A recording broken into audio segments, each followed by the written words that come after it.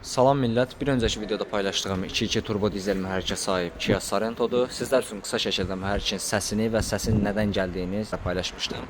Səhifəyə keçid alaraq bundan əvvəlki videonu izləyib mühərrikin səsini dinləyə bilərsiniz.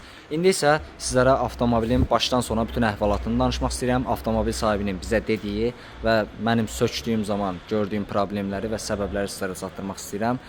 Qeyd edim ki, bu avtomobil başqa bir müştərimizin yönləndirməsi ilə, yəni məsləhəti ilə yaxınlaşıb yanımıza. Bizə mühərrikin videosunu göstərdi, səsini eşitdirdi, yəni bundan əvvəlki mən paylaşdığım tərzdə.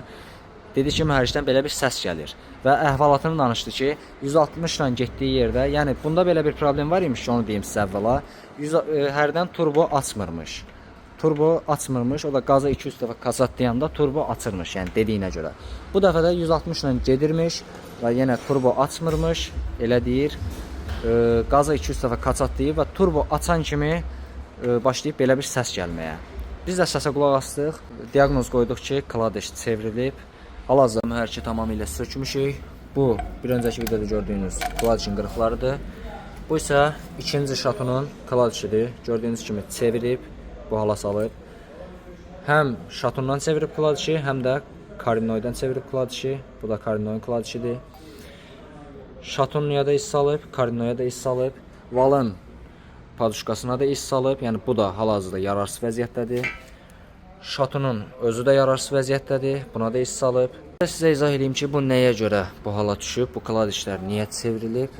Əvvəla onu deyim ki, dizel mühərriki əgər qovursunuzsa, yüksək sürətlə sürürsünüzsə, çalışın stabil şəkildə sürün. Bu avtomobilin sahibi turbonun açmadığına görə qazı 2-3 dəfə kaçatlayıb, yəni sürəti qaldırıb endirib ki, turbo açsın. Bu da yağ çatdırmamağından nəticələnib və kladişlərə yağ çatdırmadığına görə kladişi belə çevirib. Turbonun açmama səbəbini də sizlərə göstərim. Bu turbonun datçikidir. Burada olur. Yəni gördüyünüz kimi ağzı tamamilə tutulub. Həmçinin burada da görsünüz naqardır. Kollektorun içini də sizlərə göstərim. Yəni görsünüz bütün palçıqdır, naqardır. Turbonun datçiki ağzı tutulduğuna görə, yəni turboya informasiya verməyib və turbo açmayıb. Maşın sahibi də əvvəldən görüb ki, yəni qazı 200 dəfə kaçatlayanda turbo açırmış, yəni sürəti endirib qaldırdıqda turbo açırmış. Bu dəfə də elə eləyib və nəticəsi gördüyünüz kimi çox ağır şəkildə nəticələnib. Sizlərə onu məsləhət görürəm ki, çalışın ki, vaxtında yuduzdurun, təmizlətdirin. Yəni bu mühərrikin turbosunda heç bir problem yoxdur. Yəni sadəcə bunun ağzı naqar bağladığına görə turboya informasiya verməyib və turbo açmayıb.